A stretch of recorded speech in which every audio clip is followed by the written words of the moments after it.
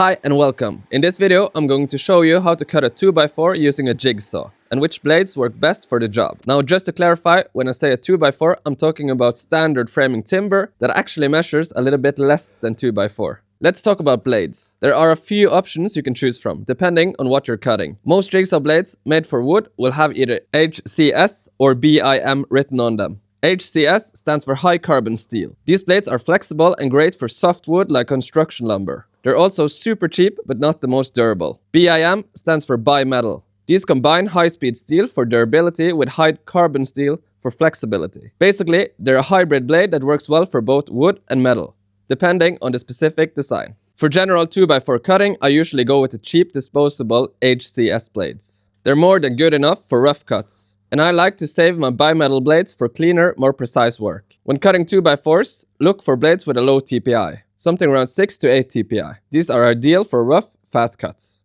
Most jigsaw blades will say right on the shank what they're designed for, but if the label is worn off, it helps to know what you're looking for.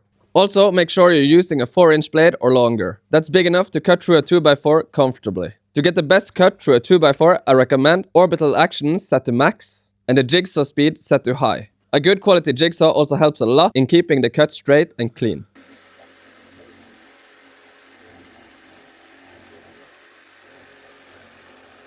Now, using these rough settings will definitely cause some tear out on the edges, but honestly, that doesn't matter. The upside is the jigsaw cuts quickly, and that speed actually makes it easier to control and keep the cut straight.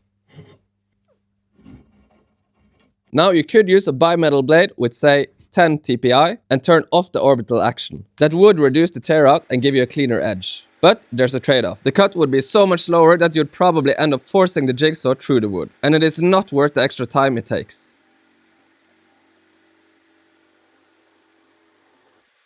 If you're working with material thicker than 2x4, you'll need longer blades. For example, here's a 6-inch rough cut HCS blade. I leave links to all the blades I mentioned down in the description. It works just fine, but keep in mind, cutting thicker material with a jigsaw puts more strain on both the saw and the blade. You're also more likely to get blade deflection, which can lead to crooked cuts. And that's it for this one. Feel free to like and subscribe for more DIY tips.